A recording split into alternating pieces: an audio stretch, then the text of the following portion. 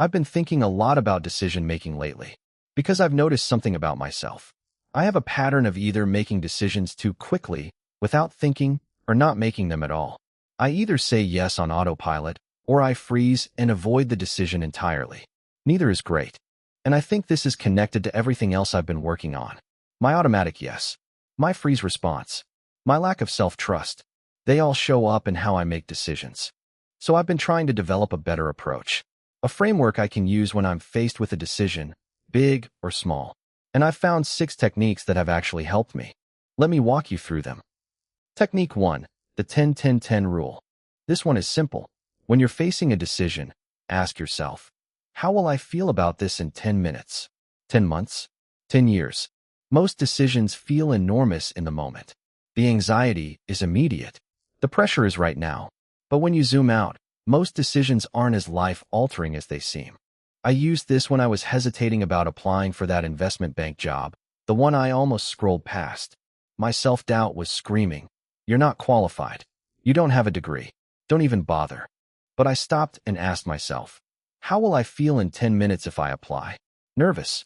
How will I feel in 10 months if I didn't even try? Regretful. How will I feel in 10 years? Probably like I missed an opportunity. That perspective pushed me to apply, and I met all the requirements. The worst-case scenario was a rejection. The best-case scenario was a life-changing opportunity. The 10-10-10 rule helped me see that.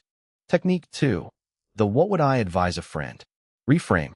This one is about getting out of your own head. Imagine a close friend is facing the same decision. What would you tell them? Then take your own advice. We're often kinder, clearer, and more logical with others than with ourselves. We see their options objectively. We don't let fear cloud our judgment. I used this when I was trying to decide whether to ask that senior manager for coffee, the one who made $800K on her first day. My self-doubt was screaming, "She's too senior. She'll think you're annoying. She'll say no." Then I imagined a friend in the same position. What would I tell them? I'd say, "What's the worst that could happen? She says no. That's it. Nothing else. But what if she says yes? You'll never know unless you try." I took my own advice. I approached her, and she said yes.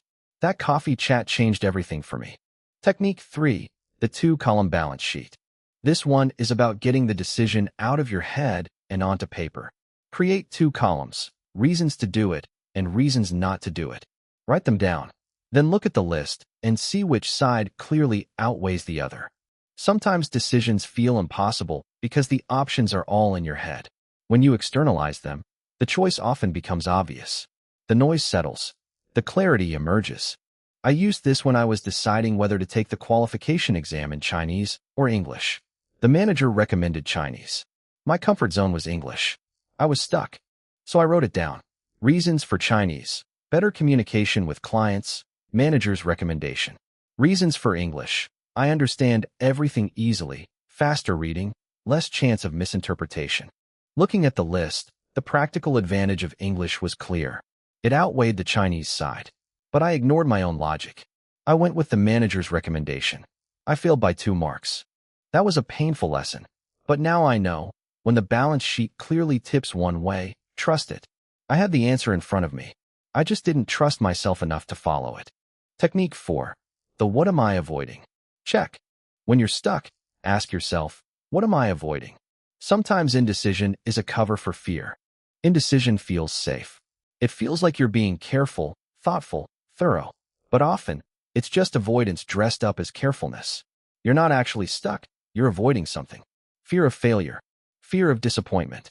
Fear of making the wrong choice. I used this when I was hesitating to apply for jobs after withdrawing from uni. I told myself I was taking time to figure things out. But really, I was avoiding rejection. I was avoiding admitting I wasn't a student anymore. I was avoiding the discomfort of starting something new. Once I named it, I'm afraid of rejection, I could see it clearly, and I could move forward despite it. The fear didn't disappear, but it lost its power over me. Technique 5, the 5-second rule. This one is about interrupting the overthinking loop. When you've made a decision, count down 5, 4, 3, 2, 1, and take action. Don't give yourself time to second guess. Your brain is wired to protect you from risk.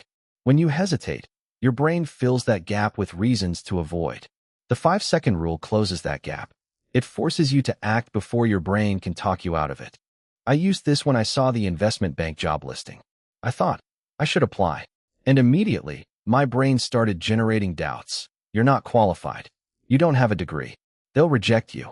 But instead of letting those thoughts win, I counted down 5, 4, 3, 2, 1, and I clicked apply. The application went through before my brain could convince me otherwise.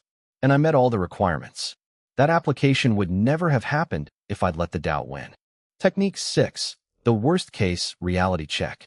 This one is about facing your fears head on. Ask yourself, what's the worst that could realistically happen if I make this decision? Can I handle that? Most worst-case scenarios aren't as catastrophic as we imagine. When you actually face them, when you ask yourself the question honestly, you realize you can handle it. And when you realize you can handle the worst, the fear of making the wrong decision diminishes. I used this when I was deciding whether to approach the senior manager for coffee. My brain was catastrophizing. She'll think I'm annoying. She'll say no. She'll tell others I'm desperate. So I asked myself, what's the worst that could realistically happen? She says no. That's it. Nothing else. Just a no. Then I asked, can I handle that? Yes. Easily.